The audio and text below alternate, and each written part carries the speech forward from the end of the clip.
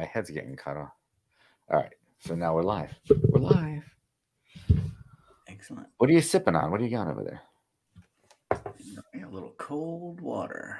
Oh man, I got this stuff. I was talking to. I was actually said it on my live yesterday morning. Watch this. So I was ordering this stuff every day. We get 3 minutes. I was ordering this stuff from Starbucks every day. The peach tranquility tea. So I was like, wait a minute.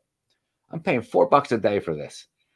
Like, why am I paying $4 a day? So Jamie, who works with me, I'm like, can you find out where they get that tea from? So she went online. She figured out it comes from Tivana, peach tranquility. So we ordered some, and look what's on the side, the little Starbucks logo. Oh gosh, This was $30. There's 15 of them in there. This is $2 a cup. So now I make it myself. Oh, look at you. Yeah, you're like a barista.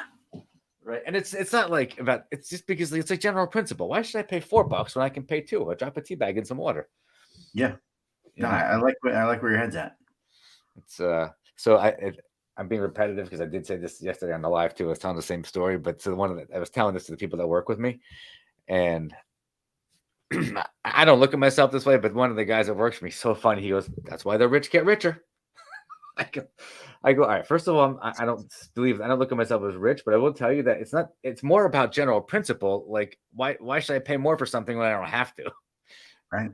Because I grew up poor, and at the end of the day, that never leaves my head.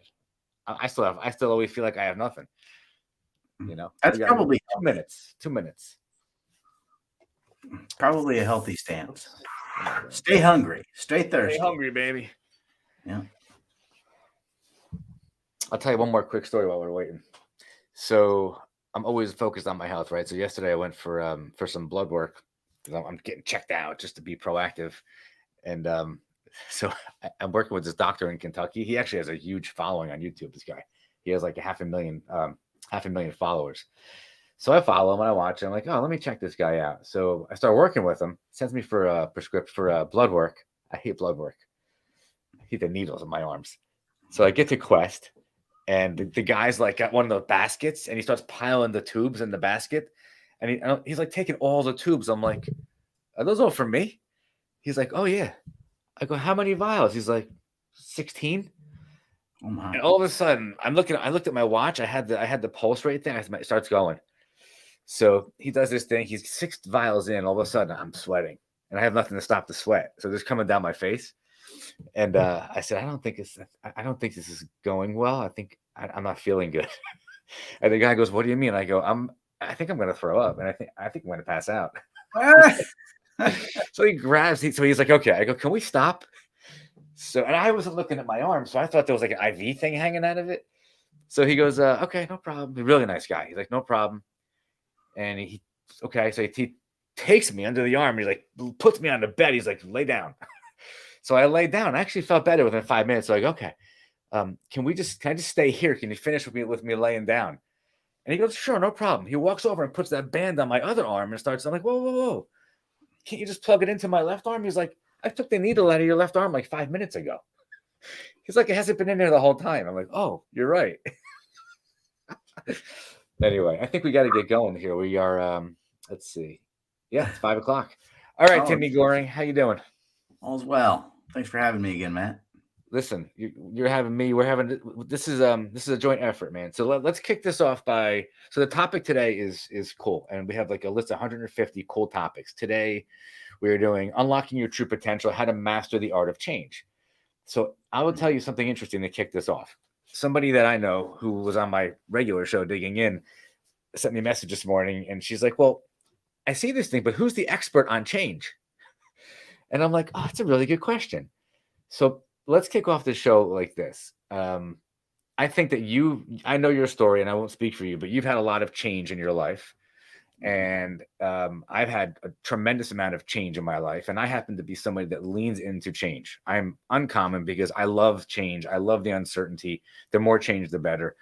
But I've had so many different things in my life change that in my world, I'm a little bit of an expert as far as in my own mind. And you're probably an expert in your own mind, but neither of us are experts in change. We're not certified in change, but between the two of us, I think it's safe to say that we have been successful. We've had many failures. We've dealt with tremendous amounts of change.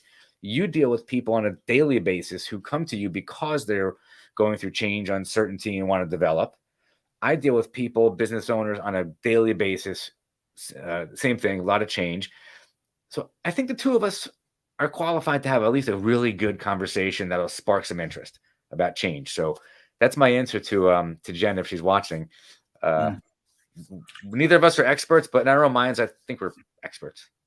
Well, and I think that you and I are kind of aware, right? Like, which not everybody handles change the same way for Right. different reasons. Like, I think you and I probably even experience our desire for change for different reasons. Some people like change because they're bored.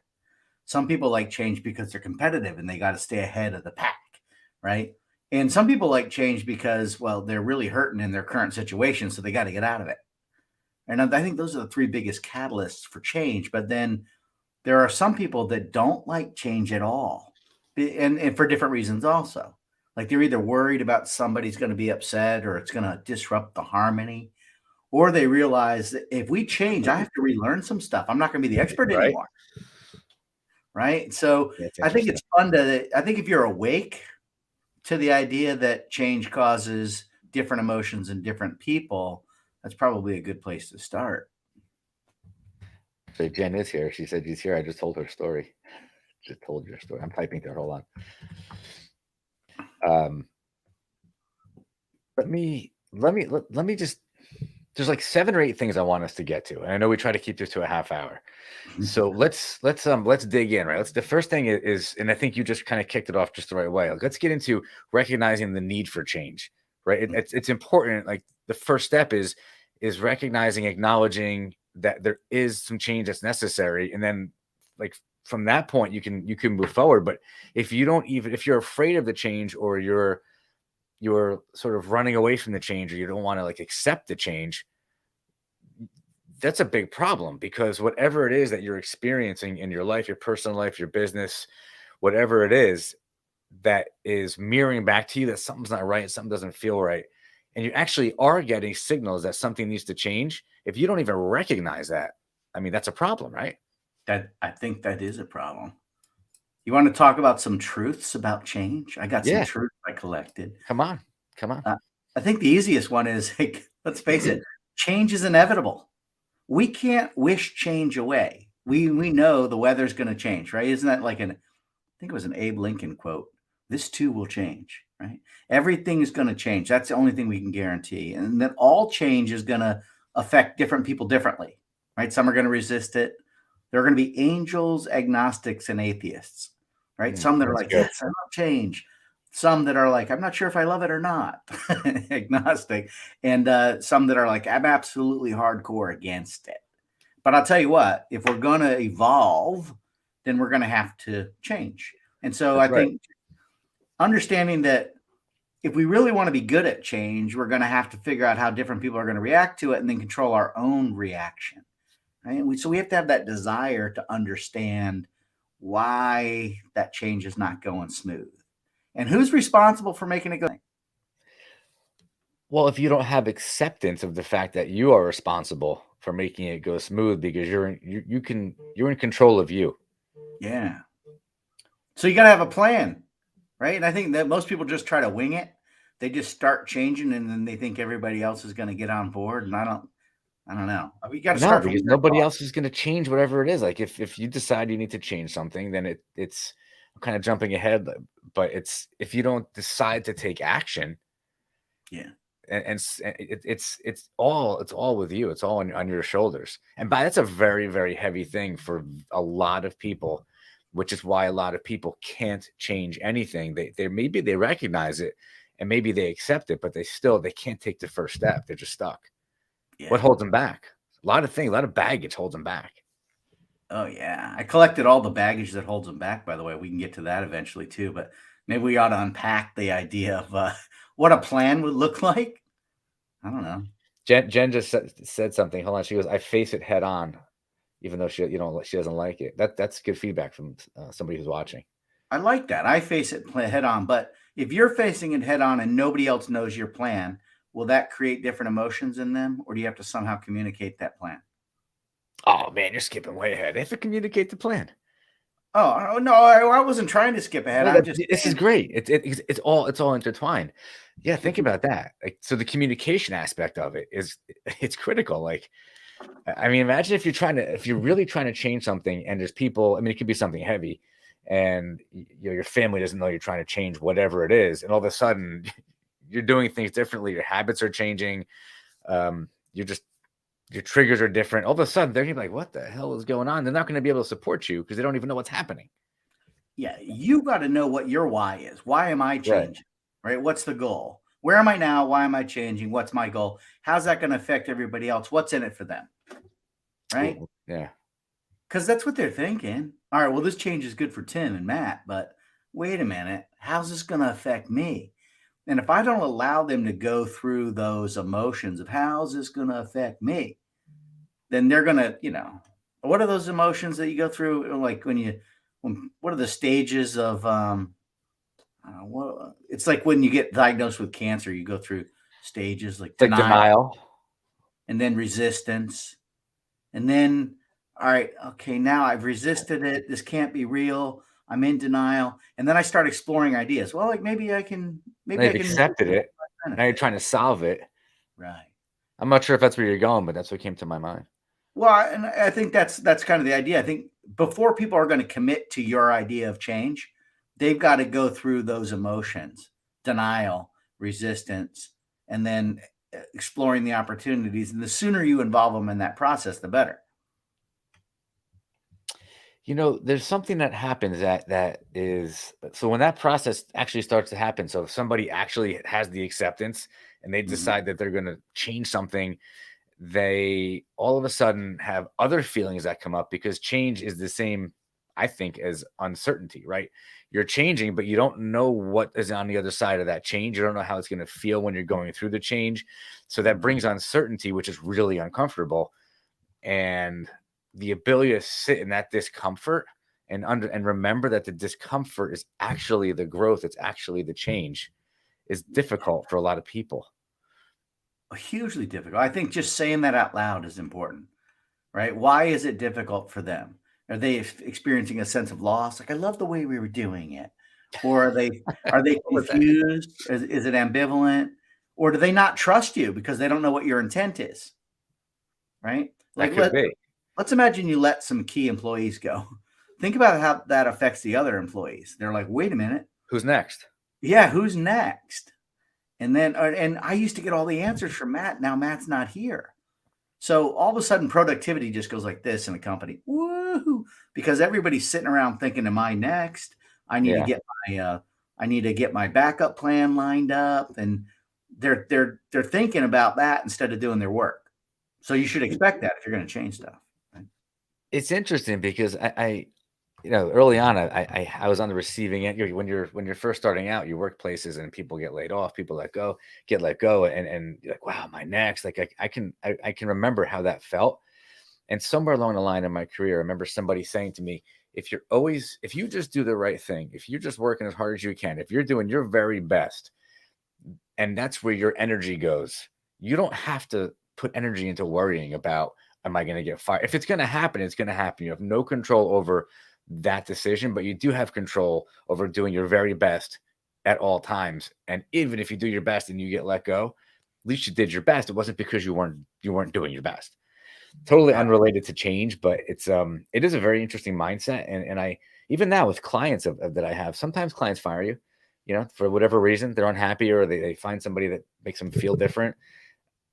I don't think about that anymore beyond the fact that I have to keep my head focused on continuing to grow and continuing to develop new relationships and bring in new business because I know that along the way we are going to lose customers. It's just the way it is, Yeah. you know. I like it. But It that almost change creates. wasn't easy for me up front. Like when I was really early on in business and I would lose a customer, I would I would go wild like in my head and it would freak out like, oh my God, if I lose a few more.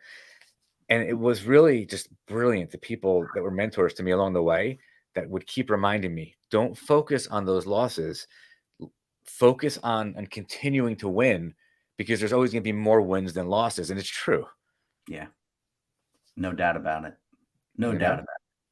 But it's so easy to get caught in that trap. It's so easy to live in the past and then Right. have all kinds of regrets and depression of thinking about what could have I done. And it's also easy to live too far in the future. Like, what if I lose all the rest of my clients, like you just said, which causes anxiety. So we got to find that. You ever read that book, The Power of Now? Yes. It's fantastic. It's hard to It's listen to because he narrates it himself and his voice is a little creepy. But the being in the now, right? Don't take all your projections from the past and let those rule your life. You can dictate your own future. It's a choice, but it's a hard choice. And I think you're right. Just take the most reasonable step right now, and it'll lead to the future.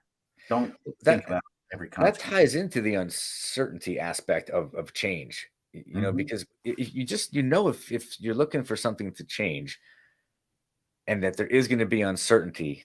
Okay, well now I accept there's so one thing is certain, there's going to be uncertainty.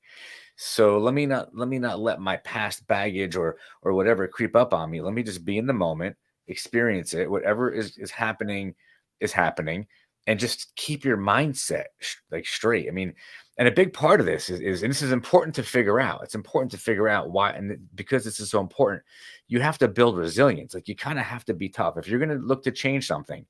You Mhm. have to upfront decide that there's going to be good days, there's going to be bad days, there's going to be good minutes and bad minutes, but when you really zoom out over the course of time, taking steps forward and being resilient in those moments where you're not feeling it is really where the actual strength comes from because down the road you're going to be confident, you're going to be focused, you're going to know you can do it, you're going to remember, you're going to realize, oh, those small wins add up to big wins, but even the small losses along the way are overridden by the small wins and the big wins. I'm not sure if that makes sense, but the Yeah. resilience is the thread I'm trying to point out. Like you got to be resilient. And you got to start with resiliency as one of your goals, right? Like I know Yeah, why I'm starting this. And I think it's like a David Goggins thing, like never quit when it's hard. You should expect it to be hard. You're getting outside your comfort zone. right. You should expect change to cause a whole wide range of emotions, anxiety, denial, fear, approval, greed, whatever. And you should know that it's there. And so his whole thing was only quit when it's easy, because then you'll know you didn't quit because it was hard. Oh wow, Goggins is like He's he's a crazy. maniac. Yeah, he's a maniac. And I can't even hold myself to that standard. I can't Nobody imagine can. the pain that but you can take little nuggets like that. Like, okay, think about times you quit. You were going to change something about your life. Like maybe I'm gonna eat right and exercise finally, right? And so I can't quit when I'm hungry. That's when it's hard. I need to quit when I'm full. When I've just eaten some boiled chicken and rice, and I'm feeling good about myself. That's the time to say, "Nah, I don't like this feeling." If you quit when you're feeling good, then you know you're quitting for the right reasons. Because I mean, let's face it, That's right. sometimes when you try to introduce change, you're going to find out that wasn't a good idea. And I don't want to get so committed to my path that I don't know when enough is enough, but don't quit when it's hard. I love that philosophy. I haven't heard. I know Dave Goggins well, but I haven't heard that. And I'm glad you brought that up because that's pretty valuable. Like that's even to think about that and get your arms around that is pretty heavy. Yeah. Um, there's something simple, right? So what if change could be simple, there is something kind of simple about it. So like when you unlock, like you step back and unlock like some simplicity in it, you could think to yourself, well, am I flexible? Like, am I flexible enough to even begin to change? Am I so rigid that I can't reach this goal? Am I setting myself up for failure, like to begin with? Am I just gonna like feed this sort of like fulfilling prophecy? Is what it's called, right? A self fulfilling prophecy where at the end of the day, I don't believe I can do this, so I'm just gonna sabotage myself. If you're not flexible, if you don't unlock that simple aspect of it, you are going to sabotage yourself. So you got to step back and say it's important to understand that there's going to be new possibilities, things I didn't consider, things I haven't seen. Like it's like all unknown. And if you embrace the unknown with flexibility, it's so much easier Uh, when these things start happening to you. that's brilliant, The man. change just happens. Yeah. That was Yeah. like a word salad. I almost felt like Kamala Harris, but hopefully it made sense. Sorry. Don't, don't get me started. It's just too fun to make fun of. It's unbelievable.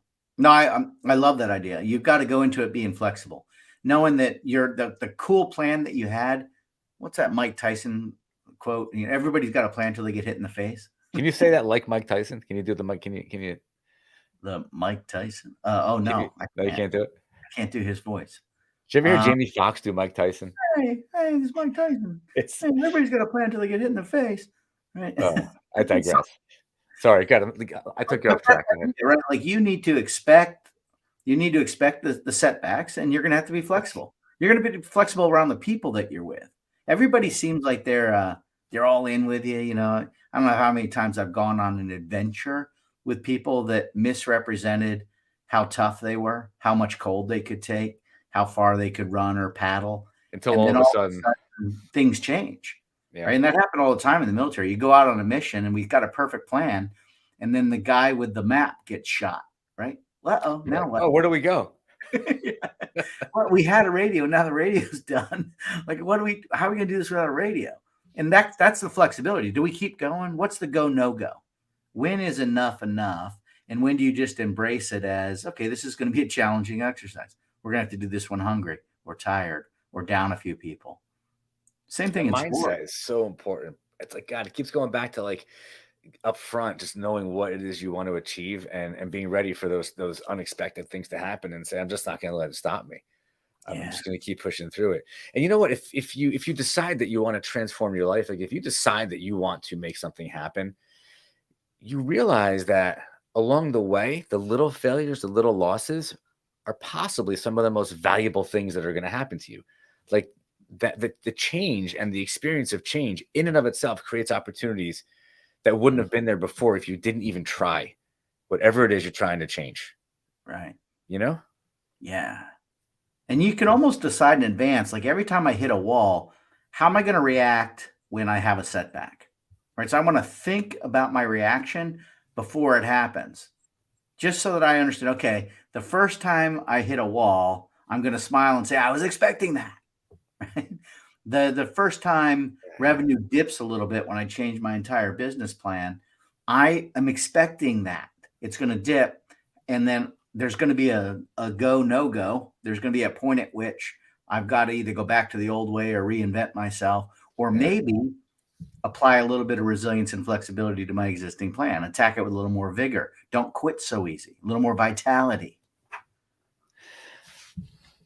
I'll tell you something real quick that I've experienced recently, which is I decided I wanted to lose. I take a medication that caused me to gain like 5 pounds. So I decided I wanted to try and lose it, even though it's difficult because what that medication does is cause me to gain a few pounds. So I decided to walk every single day. And I go to the gym like every day, but that doesn't burn as many calories as I need to lose a few pounds. So I decided to walk every single day. And so I walked 12 to 15,000 steps every day. No matter what happens, I make sure I get those steps. And even if it's 10 o'clock at night, I get them in. Now it's been a month. I haven't lost a pound. It's come and gone already. But after a month, I didn't lose a pound.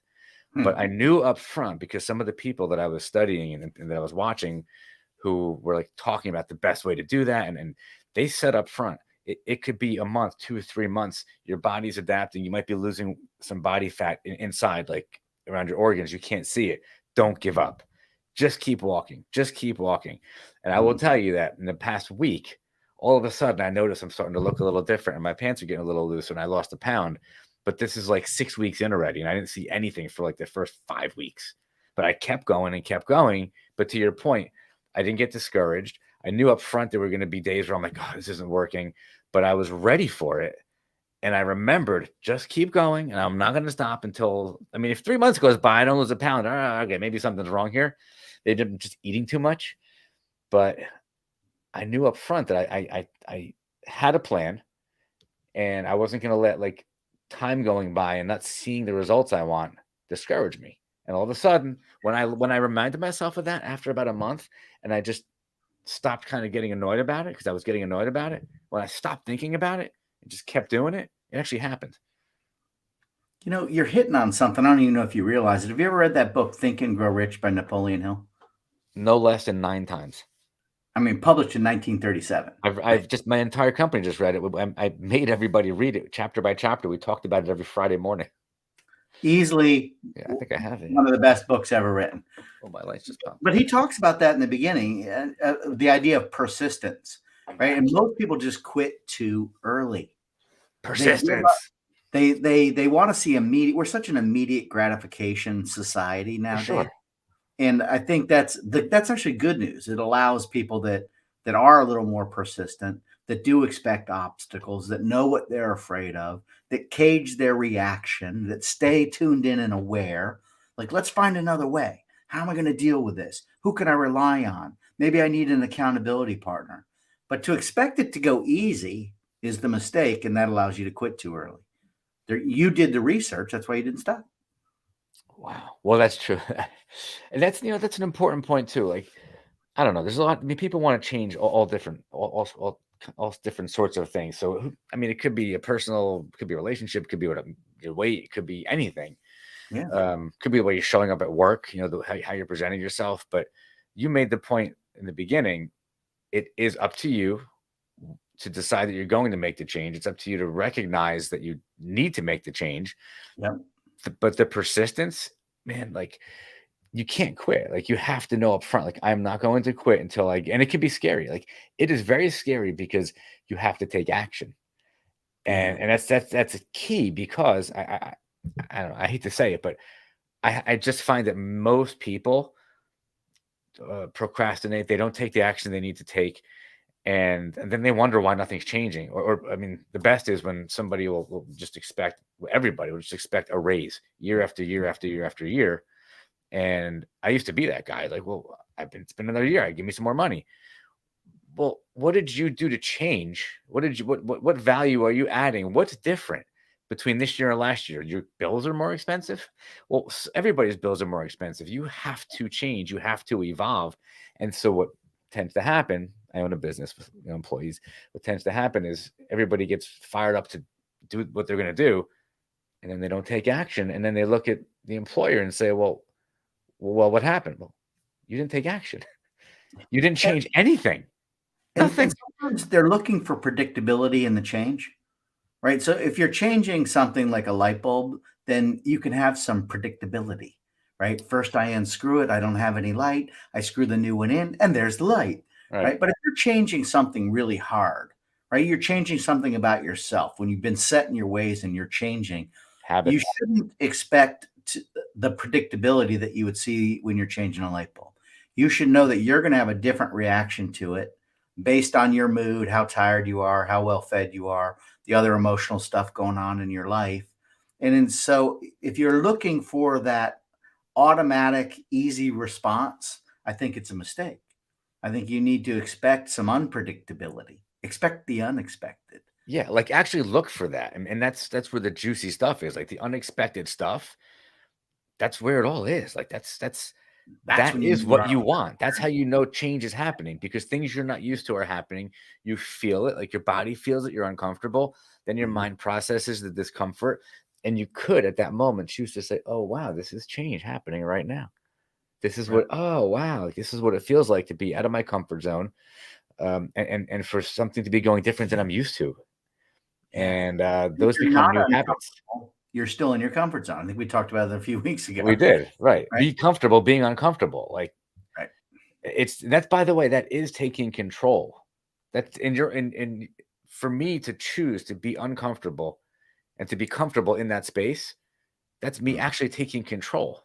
That's how I look at it for myself, because it's actually the opposite is, if I want to feel like I'm in control at all times and everything's predictable, which is important in a lot of places, but fine, that's going to keep me in the same exact place. There's not going to be any growth there, because everything is so predictable and so tightly held and so in control that there's nothing unexpected is going to happen. And when it does, that's going to freak me out, because that's unpredictable. Versus the other perspective, which is like, okay, I'm changing my marketing plan up. I'm going to start investing X amount of dollars. I'm changing everything. Like, I want different results. I'm dreaming big. I want big things to happen. And this is going to take a year. I'll use me as an example. It took 5 years of me spending $3,000, $4,000, $5,000 a month before I actually started getting inbound leads off my website. But I knew that investing that money, changing the website, changing the way that I viewed about how long it would take to get results, alleviated disappointment when I didn't get results in year 1, year 2, year 3. I didn't get disappointed. I knew it would take time. I knew it would kick in eventually. But after 4 or 5 years, it kicked in and paid for itself like multiple times over. So Yeah. up front, I knew that. And people I know in business would be like, why you spent hundreds of thousands of dollars? What have you The gotten middle. from it? I'd be like, nothing. I didn't get anything yet. They'd be like, what are you crazy? I'm like, no. I think I'm the smartest guy in the room because I'm consistent, persistent. What other words can we use? I believe in it. Like I have faith in what's going to happen. We're doing all the right things. We put a plan in place. And if I continue to do it, it will eventually work. And it did. And it still does to this day. Distance is huge. The middle is supposed to suck. I think of going to the Naval Academy. The whole time I was there, it was horrible. Yeah. Yeah. It's been great ever since. Same thing with marriage, right? I mean, Right. people quit in the middle of their marriage. Having kids and getting started in your profession and learning to live with another adult, that's all hard stuff. And that's all a huge change. But you look at those happy old couples and you're like, how are they happy their whole life? No, they were probably miserable in the middle. Right. Right. It's like you see somebody who's like really, you see some guy who's a billionaire. He's like in his whatever 50s or 60s, and they're like, wow, guy's a billionaire. Well, you didn't see the other 30 years of what that guy had to go through to become a billionaire. Right. You A lot can't of have change. you're not willing to do what he was willing to do. You Right. weren't willing to. He didn't quit, right? They're probably Right. maybe he got lucky along the way. You don't know. A little bit of luck, but I guarantee you he lost. He got a little unlucky along the way too.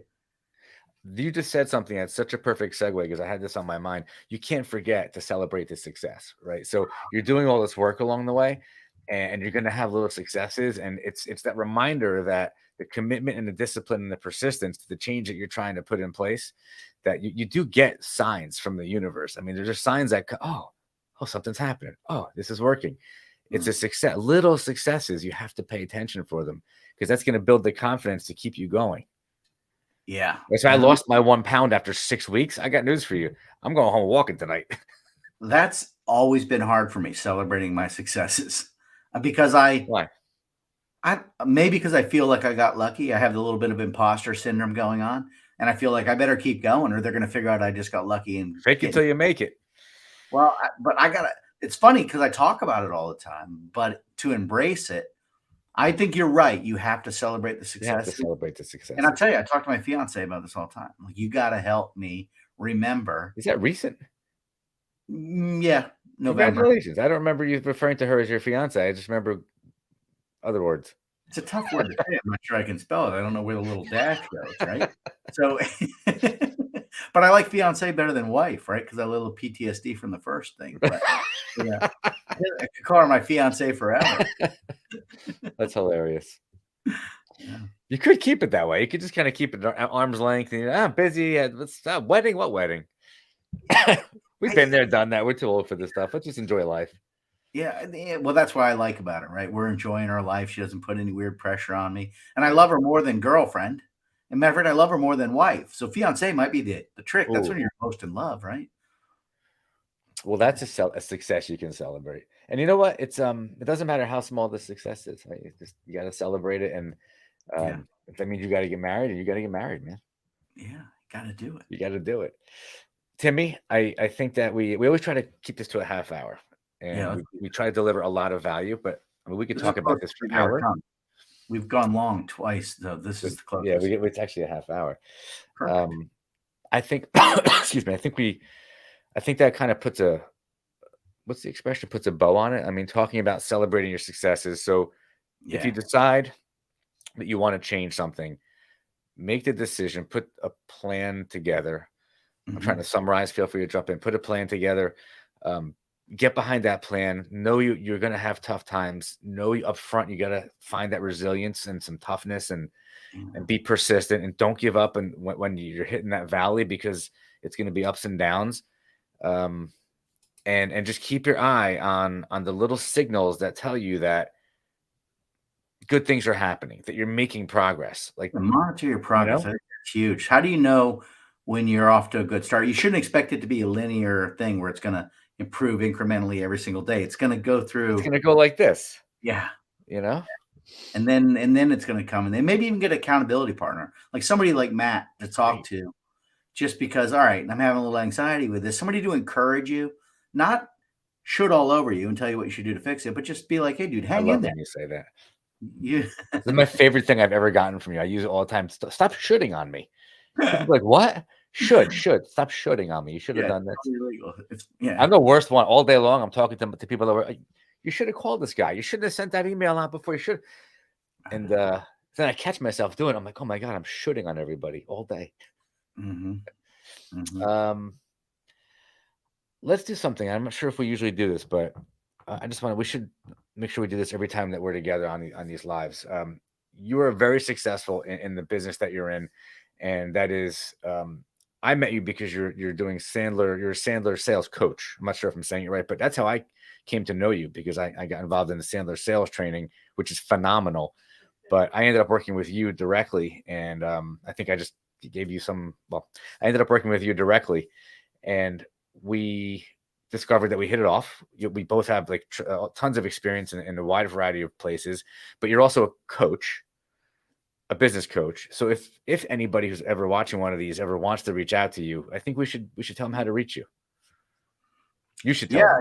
The easiest way is Tim.Goring@Sandler is too hard, but Making Luck will get you there. MakingLuck@yahoo.com was my original email. Still the easiest way to find me. Everybody knows how to spell making, and everybody knows how to spell luck. And it's just Making Luck as if it was all one word, right? Or Tim.Goring@Sandler.com, but that's a little more difficult to spell, right? So both of those will get you there. I'm going to make you one of these. Ready? Watch the screen. Watch it. You see that bad boy? Looky there. I'm going to make you one of these for next time. Please do. Yeah. Well, that way I could do Tim.Goring@Sandler.com. Yeah. We could put your phone number on there. We don't do this because we're trying to get business, but at the end of the day, we are putting value out, and we love doing this. But if there's people that are watching that may actually decide they want to work with us, and so we might as well let them know what we do. So I recommend you highly. I use you. I work with you in a lot of different ways, and it's been really awesome. I own a company that does cybersecurity, cloud, and IT services, and the people that we work with really tell us that there's tremendous amount of difference in people in security and confidence that they have in their IT and budgets. And so if you need something, let me know. And with that, I'm going to stop the shameless plugs, and thank you for doing this. Question: when they shot down that Chinese balloon, was it in your cloud or just somebody else's cloud? The sad thing about that, now they're saying the Chinese balloon had American writing on it, so they must have bought it from us. I heard that very early. Since when do we just shoot down stuff when we don't know if it's got anything in it? I'm going to give you a theory that. So I this isn't my theory, but when I heard it, I'm like, you watch movies that talk about how the tail wags the dog sometimes, and we know this stuff happens, and this crazy spin happens, right? So there's a guy that I was watching who, you saw this thing in Ohio with the train that crashed and this disaster, and the people that are suffering there. It's crazy, the suffering that these people are going through in the city in Ohio. I hadn't heard about it. It wasn't even really on the news. No, I discovered it because I don't really watch the news much, and I just go on YouTube and I watch a lot of just people that are putting out content. And I stumbled on it. I started watching it, and this one gentleman I'm watching says, don't you think it's odd that all of a sudden, at the exact same time to the day, that train basically nuclear, it was like a nuclear bomb hit that place with the chemicals.